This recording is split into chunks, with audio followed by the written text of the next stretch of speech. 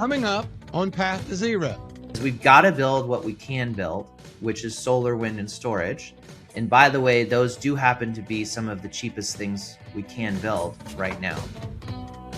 Welcome to Path to Zero, the podcast about clean energy and the journey toward a low-carbon future. Your host is Tucker Perkins, President and CEO of the Propane Education and Research Council. Now, here's Tucker. There's no doubt that 2025 was a year of rapid change for energy.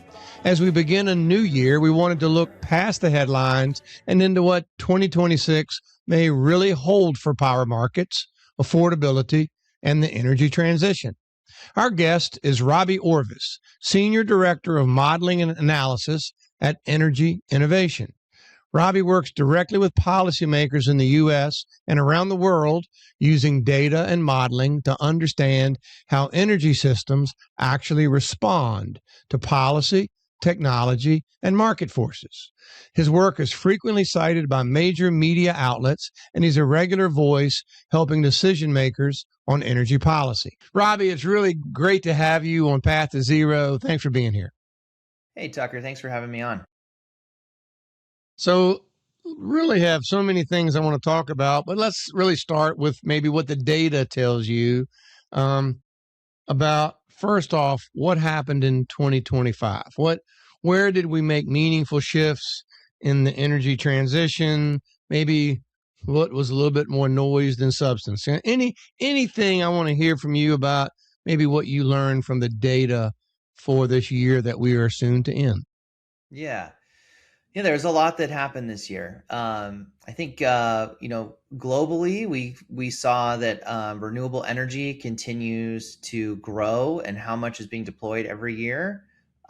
Solar and wind are by far the most added new electricity sources around the world. That trend seems to be continuing. This year, when all the data is collected, might just be a little bit of a step change given some of policy changes in China, but we're still seeing dramatic growth in renewables. Same goes for electric vehicles, right? The US is kind of interesting because we're actually in kind of a different lane, so to speak, than much of the rest of the world on how quickly EVs are being adopted. But if we look globally, electric vehicles are surging around the world. And if we bring it back home to the US, right? I mean, affordability is the name of the day, and everyone's talking about energy bills and energy prices and why it's going up and what does it mean. So that's something we've been tracking and trying to understand what the heck is going on with electricity prices, especially, but also with things like natural gas prices. Those are kind of the trends. And I think, just one other point is, despite a lot of policy change in the US this year, it still looks like it's going to be a banner year for renewable deployment, which I think is probably going to surprise some people. I think if you kind of peel back the onion there, it makes a little bit more sense why that's happening. And it has to do with kind of the different ways of the way the incentives for renewables are structured in the US. But, that's good for the grid and certainly good for decarbonizing. Right. And don't you think a lot of that growth, though, is just because those projects were already in the pipeline, they were already generally financed, and it just takes 2-3 years to work them through the network, right?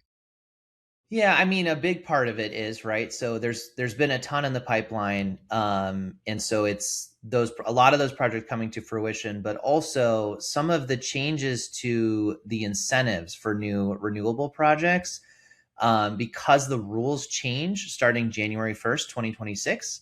A lot of developers, especially the really big developers who have really big balance sheets and can afford to do it, they're trying to get their stuff in the ground before the year is over. To make sure that they're able to kind of get as much of that tax credit as possible, because if they delay until next year, there's some uncertainty around, how big the size of the tax credit will be for their new facilities. One of the things that I don't understand as I read about it, because I certainly follow the data as well and see that build up in solar and wind, but I don't see a corresponding discussion around long duration battery storage. I see a smattering here and there, but do you think that we'll eventually get to a spot where we build solar, we build wind, but with that becomes almost de facto some kind of extended storage? Yeah, certainly short term, short duration storage, like 4 hour storage. And you already are seeing, roughly half of the solar projects, at least, that are, requesting to connect to the grid are already being paired with storage. So the costs of storage have just dropped so dramatically that developers can see the profit from already coupling solar systems with storage. When it comes to long duration storage, that I think is a little more up in the air. The technology is still much earlier on for long duration storage than kind of your typical lithium ion short term storage. But there are some really promising technologies that made some good progress last year. So I think maybe 2026 we'll start to see some of those actually get steel in the ground and start to see how they're performing. Let's go back and address maybe EVs. And maybe we kind of even break it up into a couple buckets, whether one's about light duty and then heavy duty. But particularly as we think about passenger cars, for sure, China continues to buy, right? But they're introducing weekly, it seems like, very low cost electric vehicles. America certainly kind of come off the cliff after their incentives died. Europe seems to be somewhere in between, continuing to buy but not buying at the same rate. Well, what's going on around the world around EV adoption? Yeah.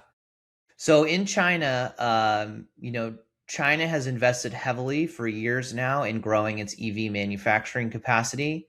And you don't have to take it from me. Jim Farley at Ford talks all the time about how incredible some of the EVs are in China. That's why he imported one so he could drive it every day in the US and try and understand how the Chinese have made so much progress building low cost EVs. So in China, this year, I think even last year, electric vehicles made up more than half of the new vehicles, passenger cars sold, right? So it's surging in China. And there's a lot of countries kind of around China, Thailand, Vietnam, Tibet, and others that are also seeing really high rates of EVs, in part because there are EVs coming out of China that are very low cost and they're benefiting just by being geographically nearby. But in a lot of countries around the world, there's surging demand for EVs, right? Another podcast I'm on with a fellow named Ed Crooks from Wood Mackenzie, he told this story about how he had been in Jordan and all of the taxi drivers that he met in Jordan, all they want are these Chinese made electric vehicles because they're well made. They're super cheap to operate. They don't have to deal with, going and filling up at the station. And so he was, sharing that it was kind of remarkable to talk to folks. We don't think about, Jordanian taxi drivers as maybe being early adopters of EVs. But yeah, EVs are surging in a lot of countries. They're on the way up in Europe, in part due, Europe has pretty strong standards. We call them tailpipe emission standards that require an ever increasing share of vehicles sold to be clean. So we're seeing that. We're seeing them kind of align with that trajectory, but they're behind some of these other countries. The EV is, the US is somewhat of a laggard, actually, for a few reasons. One is, it's no surprise to folks that consumer preference in the US is different than other countries.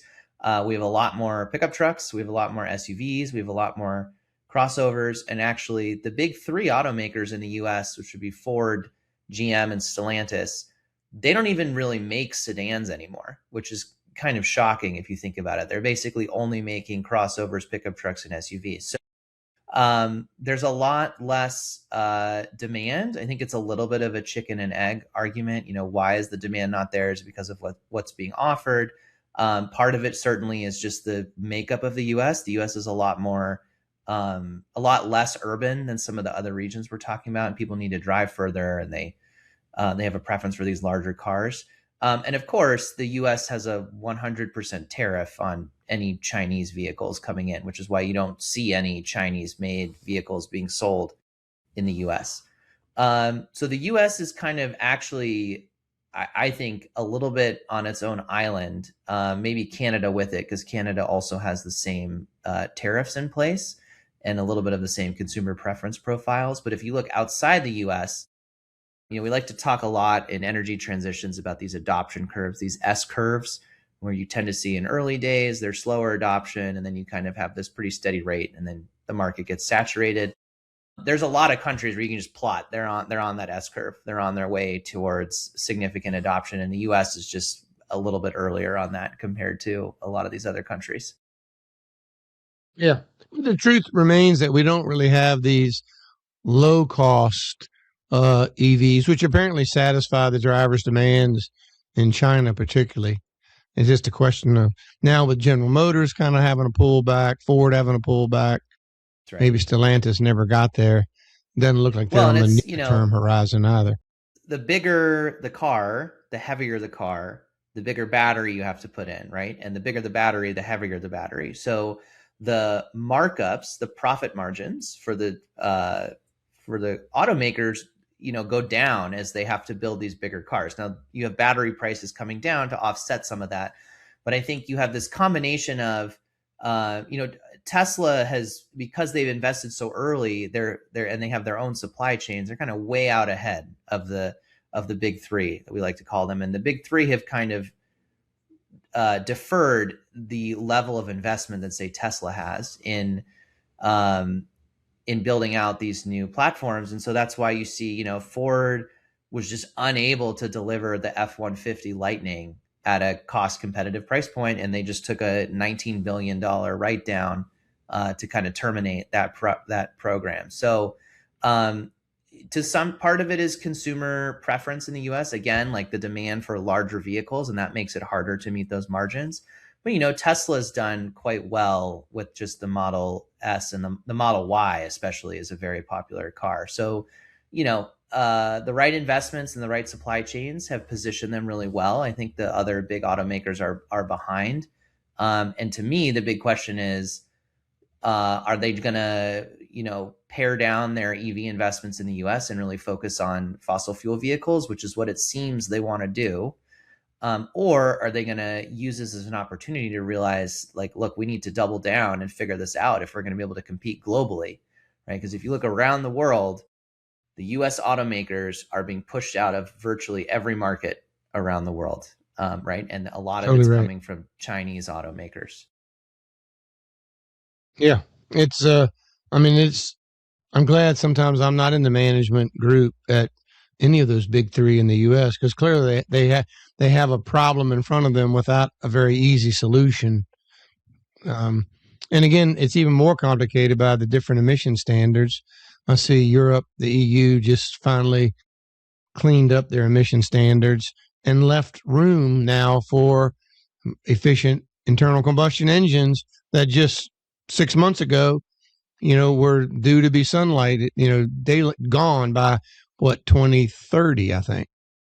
35, I think. Yeah, I mean, maybe 2035. The policy uncertainty is a real challenge, right? Even in the US, you had this kind of like the three legs of the stool is how I like to talk about it. You had the incentives to sell EVs, right? So if you're a consumer and you want to go buy EVs, we had incentives to go out and buy an EV of up to $7,500.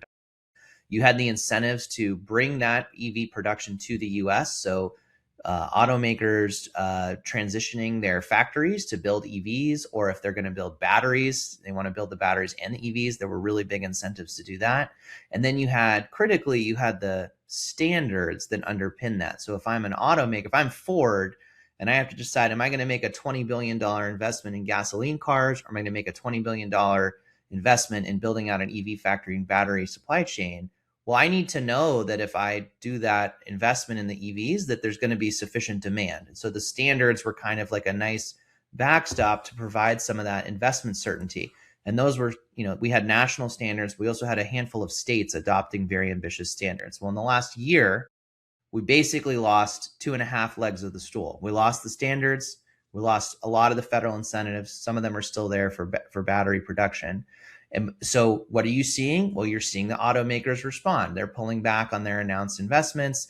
They're saying there's delays to the new models that they're going to introduce, right? It's a very logical, consequence of a changing policy environment. And to your point, even in Europe, they just relaxed the standard this week, on the timeline, right? And so that, if you're, to your point, I'm glad I'm not in the chair having to make those decisions, because it's really hard to figure out where to put all, billions of dollars of capital when you can't be certain about whether the policy is here today, gone tomorrow.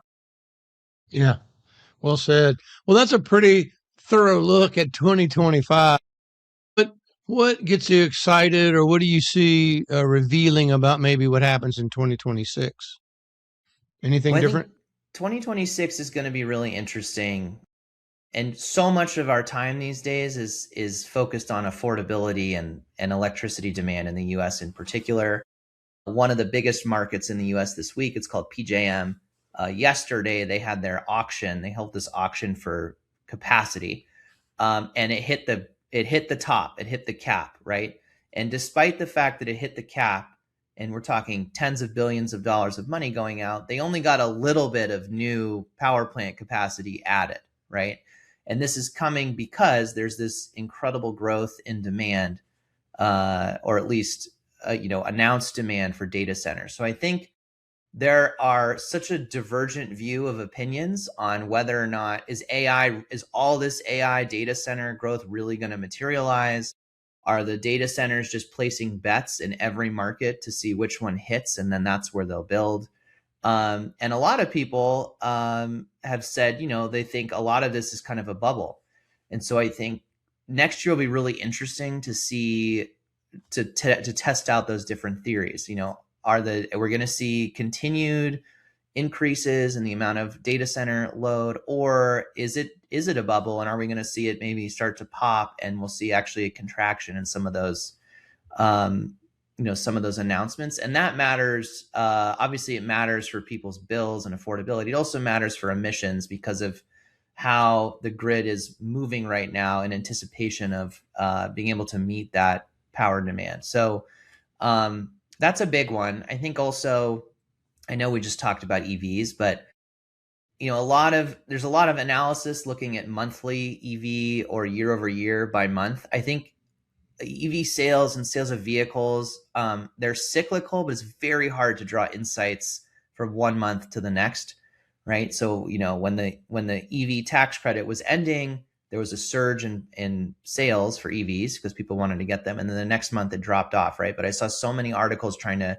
draw insights from that. I think it's quite challenging. So I'm very curious to see next year, the full length of the year, where we land on EVs, because I think that will be a real telling sign of like, okay, how quickly is this industry actually going to move now that there aren't the tax credits in place and there aren't the standards in place? What's like kind of the baseline growth in consumer demand for EVs? Because that will dictate really how quickly the sector decarbonizes in the long run. When you look at that data, are you mainly looking into North American data or European data or Chinese data? How do you differentiate, the just vast differences in adoption of so many technologies? How do you determine how that global trend is moving? Yeah, well, if we're looking globally, then we'll look at global data, and we might drill down in certain markets, right? So the Chinese market I mentioned for EVs is already more than 50% of sales, right? So if they're truly on this S curve, then we expect to see that that number should continue to grow, and globally, I think we're seeing the same thing globally. We're clearly, we started slow, and then 5 years ago there was basically no EVs being sold globally. And now you look at it and it's enormous. I think it's over, it might be up over 20 million. So that seems too high, but it's a lot. It's clearly on the S curve and growing. So, we look globally, but we also look at specific markets to see, certain indicators. I think some of the more interesting ones are actually where there's not a policy driver, right? So in Europe, there's a requirement effectively that a certain number of cars sold are electric.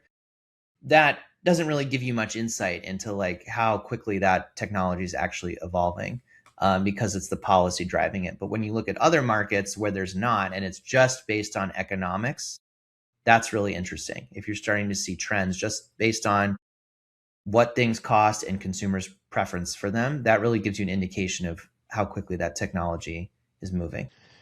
Time for a break. More with Robbie Orvis and our energy forecast for the new year in just a moment. Zero is a big number.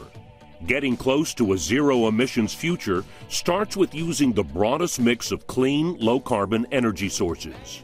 You might be surprised to know that propane produces a lot of energy for thousands of purposes and millions of people with virtually zero particulate matter, zero impact to the ozone, zero toxicity, and zero potential for storage-related contamination.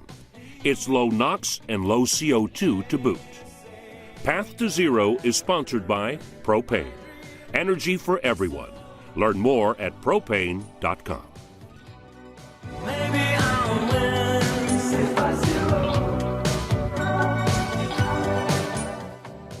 Welcome back. We're talking 2026 energy signals with Robbie Orvis from Energy Innovation. The other area I'm very interested in your opinion is a lot of conversation around around affordability in general. Let's start there. Food, energy, water, whatever. But, we narrow that focus down to the electric grid. I see two very differing views, right? The secret to lower electric prices could easily be more data centers, which I'm not in that camp myself, or, that cost of electricity are going to drop soon and maybe precipitously. You have any views on what's causing these rising costs of electricity? And then secondly, what stops it? How do we get back to an affordable grid? Yeah. So I think there are a couple things to consider here. First is that it's important to understand why we need to build power plants. And there's actually two reasons. So we need to build enough so that we have enough energy. So in every hour we can meet demand, right? But there are parts of the year when demand is higher than others. And so in the Northeast United States, where it's really hot and humid over the summers, people turn on their air conditioners, right? And so you get peak demand, right? And so we build power plants to meet enough energy annually. And if we can save money doing that, great. But we also have to build power plants to meet that peak load. We want to make sure that if everyone cranks up their AC for that 1 hour in the summer, we've got enough power to meet that demand and then a little bit extra so that if anything happens, one of the power plants breaks down, we've got extra on there. So what we're seeing now, the US has had basically flat demand growth, so very little growth in net electricity demand for the last 20 years. We've had some new power come on, we've had some retirements, but it's basically been more or less stable. You now have a couple of things happening. There's a little bit of growth in demand from electrification, think EVs, people buying heat pumps, some industries moving from fossil fuels to electricity. That's maybe half the growth. But now you've got additional growth from all these data centers, right? So you've got, instead of growing at 0.2% per year, we're talking about growing at 2, 3, 4, 5% per year. Well, that means, even if you have enough power plants to supply everyone's total electricity over the year, we no longer have, based on these forecasts, enough when the people are cranking their AC in the summer and that data center is running and needs to cool all those processors. There's not enough. So what does that mean? So it means we need to build new capacity. So market operators do things differently, but one thing they do is they have markets specifically for power, for capacity in those moments. And that's this thing that ran in PJM yesterday. It's capacity market auction. And so what we're seeing around the country is that when the operators look forward, they say, my gosh, we need, X amount of megawatts power to meet demand. And then they try and get offers from different power plant operators. Tell me how much you need to build this power plant, how quickly you can build it. And it's kind of like a market. Like when you go to the farmer's market, if you run out of items, the person selling it can price more. Well, what we're seeing is that they just can't find enough power plant developers to bring that new supply fast enough to meet this demand. And so the costs to build that stuff are through the roof, right? Because we're basically using it all up. That's part one. Part two is energy, right? So we have different types of power plants around the country. Some are more expensive to run to produce power than others. It's kind of interesting. We have this kind of mixture of different plants that are really expensive to build but cheap to run, and then we have ones that are pretty cheap to build but very expensive to run. And the more you use in every hour, you kind of move up that curve. So we're seeing it's more expensive to build stuff, but also we're using more of the stuff that's already built and will be built. And so the energy prices are higher or expected to be higher from using those things. The third piece here is also that we have growing fossil fuel prices. In the US, we've got pretty cheap, generally natural gas. And usually what happens in different markets is that a natural gas power plant is the thing that is setting the price. It is kind of the last unit that's being dispatched. And so whatever it costs is what everyone gets paid in a lot of markets around the country. Well, if you look at the data now on projected natural gas prices, okay, from the US Energy Information Administration, natural gas prices, they're called futures because they're future projected prices, are expected to rise and to rise significantly. And so that means they've already gone up a little bit. And so what you're seeing is those higher fossil fuel prices start to be baked in here. And so when you put those three things together, of course, coupled with that demand growth, that means that we're already starting to see these increases in energy bills because of what's needed to build new power plants, the fossil fuel prices being higher, running more for energy. And the last piece I should mention too is that utilities have to invest in the grid to keep it safe and running and functional. And they've, some utilities have fared better than others, but a lot of utilities are recognizing like, wow, we have all this new demand, including these data centers. We need to put some money into the transmission system and the distribution system to make sure that when these data centers come online, they don't break the grid. And that also costs, you're talking billions of dollars in capital costs to upgrade the grid. And you have all of these factors coming together at once. And that's why you have all these people around the country looking at their bills and saying, my God, my energy bill has gone up 40%, 50%. So that's a little bit of the underlying cause. And I think the question is, what do we do about it, right? That's what everyone's kind of wondering. And I think there's a few things there. So nobody in the US, at least, is building a new coal power plant. It's very, very, very expensive to do that. And you just don't see it. In fact, what you've been seeing, and you still see, are coal plants that are retiring. The administration has tried to forestall a little bit of that with these emergency orders, but that trend is not really materially going to change because they're so expensive to operate, right? So then you say, well, what else can we build? Well, nuclear is an option, but it takes nuclear plants 7 to 10 years at a minimum to get, permitted, built, and up and running. So we're not going to be able to solve this near-term problem with nuclear that gets started today. What about gas plants? Well, there is a significant amount of gas capacity coming on. The problem is that there's so much global demand for these gas turbines, these gas power plants, that the suppliers like GE and others are saying, you know what, like we can't produce more. If you want a gas turbine and you haven't given us your order already, we're talking 7 to 10 years before we can add more capacity and get you more. So you can't really at this point add more than what's been spoken for. Well, that really leaves solar, wind, and battery storage, which I'll also add are the things that can be built the fastest. You can build a solar, wind, or storage facility within 12 to 18 months, whereas gas power plant is maybe 24 months, 36 months, and the others are longer. So this is the other side of the problem, right? We have this inability to bring new capacity on, in part because all of a sudden we have this surge in front of us.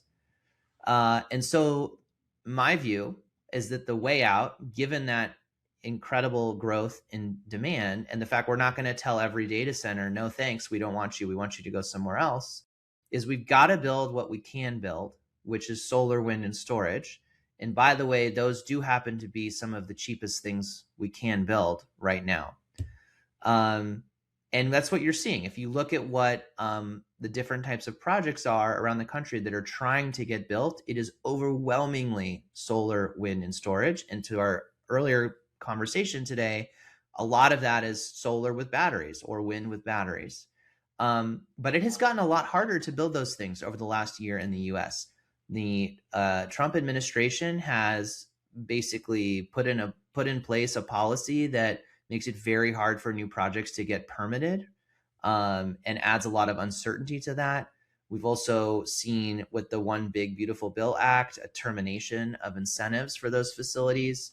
And then we've got this giant challenge called permitting reform as a whole bucket of things, which really just means it's really hard for those facilities to get permitted and connected to the grid. And so that's a major problem. So we've got, just to bring it all back, we've got this crazy surge in demand, and the need to harden the grid to accommodate that, and the need to build new stuff. And then on the supply side, we've got a limit on what we can build because there's so much demand for that.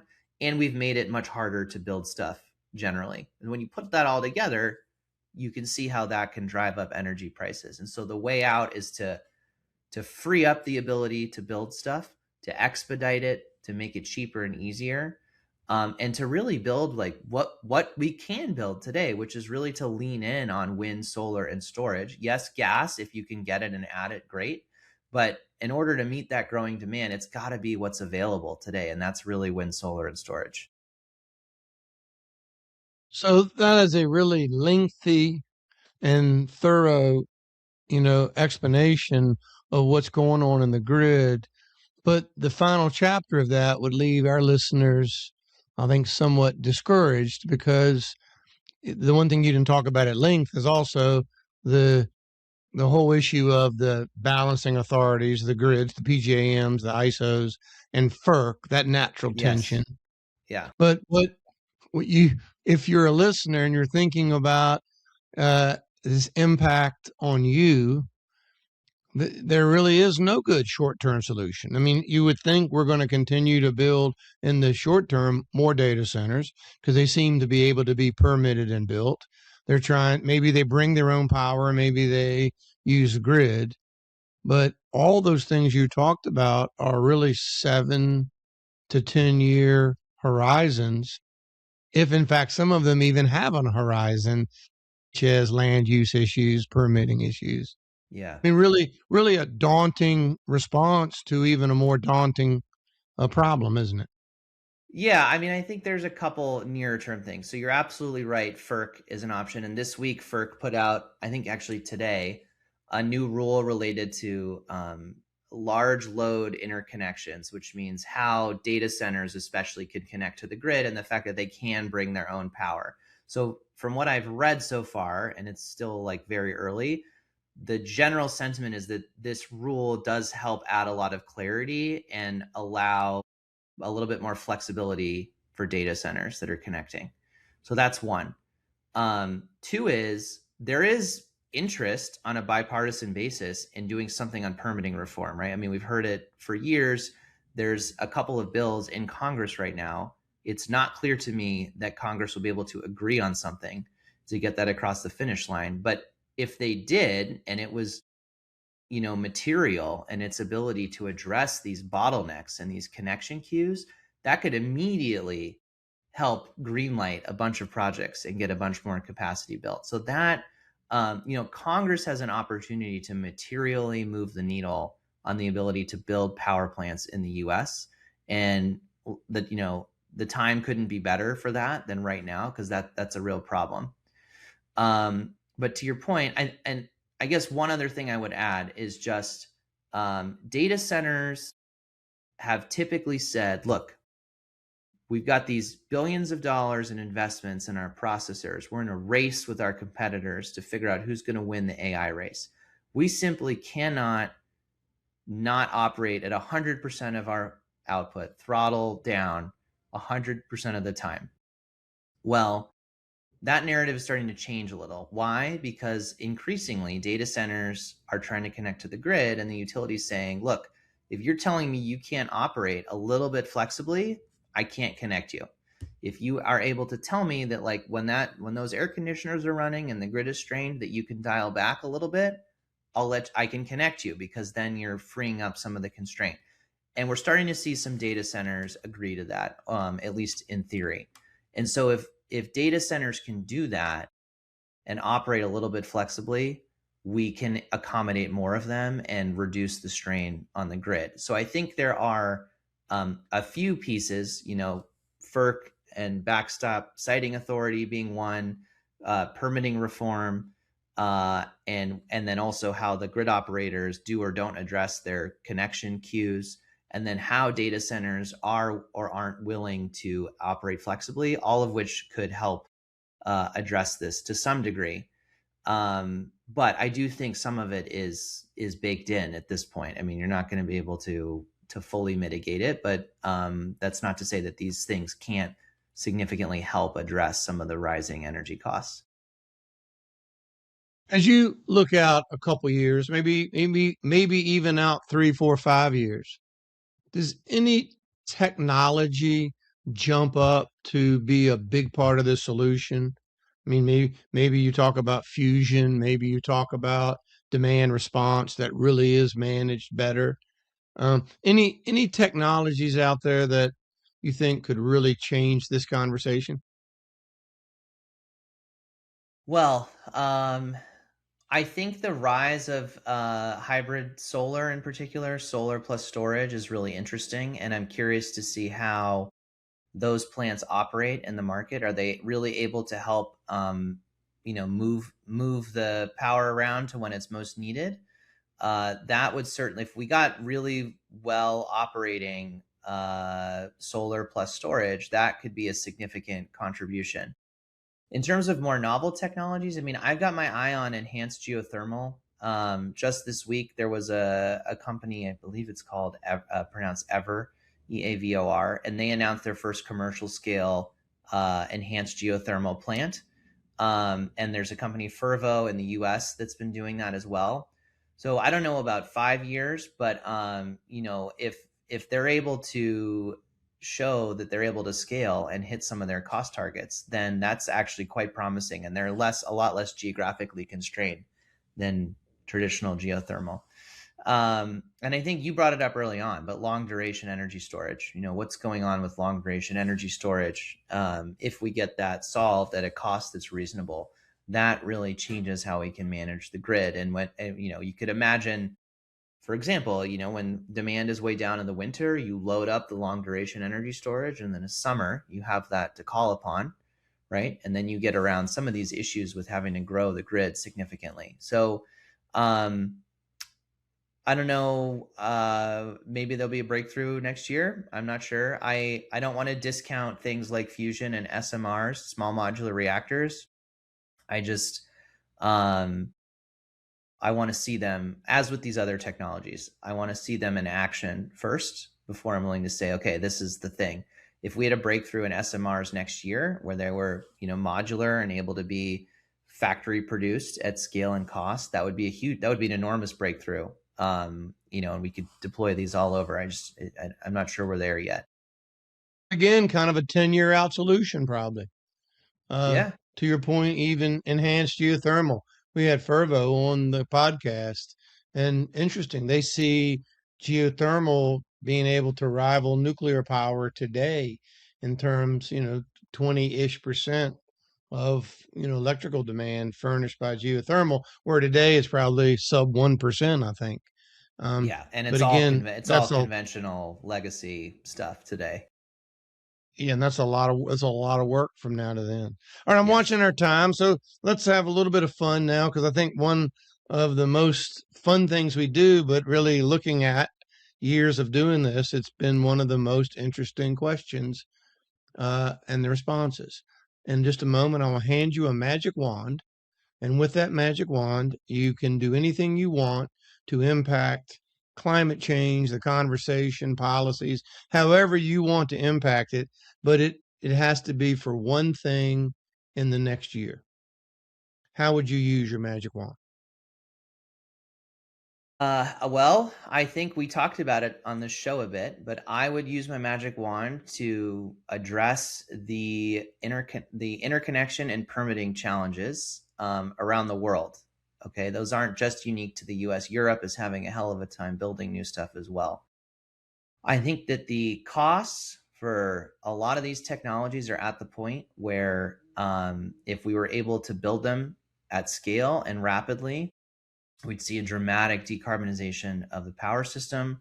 We'd see electricity costs come down, which then makes it a lot easier to do things like electrify your house, electrify certain processes in industry, makes EV economics pencil better. And I think it is the barrier in the US right now to rapid decarbonization is the inability to build particularly clean energy technologies at scale because of all of the interconnection and permitting challenges. It's a little different than the abundance theory that some of your listeners may know about. I think this is really targeted at is addressing some of these interconnection problems. But I think if you solve that here and you solve it in Europe and you solve it in other countries, we can just vastly accelerate the decarbonization of the electricity system. And as we know, the path to getting to net zero is heavily dependent on electrifying the rest of the economy. So it's kind of the piece that needs to fall into place before all the others can be realized. Great use of your wand. You know, one of the things as I was studying up a little bit about you and your work, uh, you really take a really strong worldwide view. I know just looking at a couple countries I was watching, China, Canada, India, Indonesia, Mexico, Saudi, United States, you really have a broad view. Anywhere that you're looking where they're really doing it right? That is a great They question. they're really moving to, and let me help you define right. They're moving to a resilient and affordable energy system that's also clean and responsible for manufacturing and consumers. Yeah. There's bits and pieces here and there. I wouldn't say any single country's got it totally figured out, but there are bits and pieces. I think when you go to countries that are succeeding in deploying electric vehicles, one of the things you see is just a proliferation of charging infrastructure. Park on the street, charge your car. Park in a parking garage, charge your car. In fact, in a lot of economies where this is really strong, whether because people tend to live in dense multifamily housing or for other reasons, you actually have the inverse of what you see in the US, which is most people don't charge their cars at home. They might go out and charge their car while they're shopping. And so countries, I've seen it in parts of Europe. I just got back from Berlin and Brussels. And in Brussels, you walk around the street, you'll just see people have their cars plugged in charging while they're out shopping or if they're at work. China has invested heavily in EV charging infrastructure.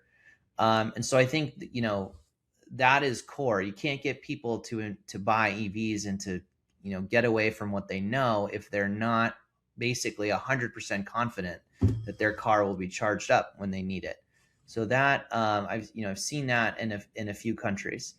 I just got off a podcast this week with a gentleman who I think leads the American Nuclear Society, and he was talking about some of the Middle East investment in nuclear. And I was also just looking at some data for nuclear out of Korea. And what you're seeing with some of these sites is they have well-made conventional nuclear plants, but they're coming in at very competitive costs, right? So I think there's some lessons that can be learned about how we deploy nuclear in a cost-effective way, on time, on budget, from countries in the Middle East and from countries like Korea who are doing it quickly and at scale. And then I think the world as a whole is kind of behind on decarbonizing manufacturing. There are some bright spots here and there, and there's a lot of work being done in Europe as well. Although increasingly, we're seeing some projects be canceled for low carbon steel, for example, or low carbon cement. So, be curious to see how those play out a little bit. So, I think you kind of have to look around and pull the threads on which countries are doing certain things well, and try and understand why and what the lessons are. There's some, for example, California in the US is now integrating a really high share of renewables pretty effectively. And perhaps the ultimate irony is that Texas is now the state with the largest amount of renewables being installed. And so a question there is like, well, why is that happening? Oh, it has to do in part with how well they've designed their energy market. You see a lot of battery storage coming because that battery storage can make a lot of money because it's getting those signals from the grid operator when it's needed and where it's needed, and it can deliver. So if you're looking for examples of where, electricity grid operator practices are really well designed to address a future with a high degree of variable renewables, you could look at California and Texas, two very different markets, but both having some success with that. So a lot of times, a few years ago, we wrote this book called Designing Climate Solutions. And the first part of the book is kind of teeing up quantitatively, what are we talking about? We need to reduce how our emissions separated across different parts of the economy. But the second part of the book was all about then how do you go about actually decarbonizing those sectors, manufacturing, buildings, the electricity sector, transportation, and so on. And we pulled examples from around the world of where we saw pretty effective policy doing that, and how that policy was designed and what kind of results it were delivering. And so I think that's it's a little bit outdated, but there's still some interesting insights in there. And I think the main thing is that there are different countries doing things really well, and the kind of ideal outcome is to figure out what you want to do. I want to get more EVs on the road. I want to integrate renewables cost effectively.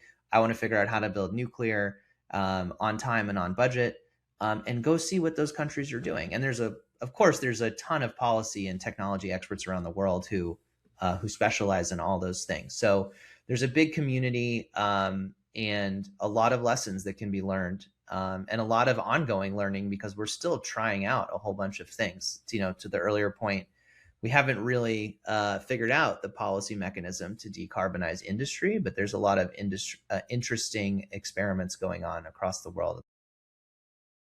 Yeah. Okay. Thank you. Our last tradition we love to do is plant a tree in honor of the time you've shared with us, your expertise. We like that forest to be a national forest, but we like you to choose it. Is there a national forest that you would enjoy seeing a tree planted in your honor? I love this question. It's so different from some of the other things on different podcasts. And I will admit, I went online and I said, what are all of the national forests? Because I'll bet I know a few of them, but certainly not most of them. And so what I landed on is the Angeles National Forest. I'm from Los Angeles. I'm heading out there tomorrow to go see my family for the holidays.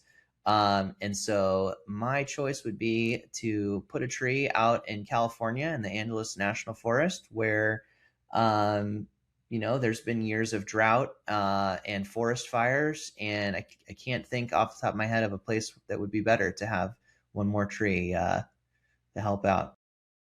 Well, you have just made our producer, Russ, very happy, because there's nothing he likes better than planting a new tree in California and hopefully finding out an expense paid reason to go visit his beloved Southern California himself.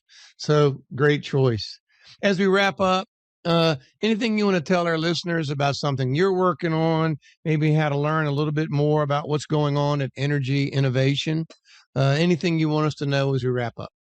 Sure. Yeah. So if you're curious to see more about what we're working on, we're online at energyinnovation.org.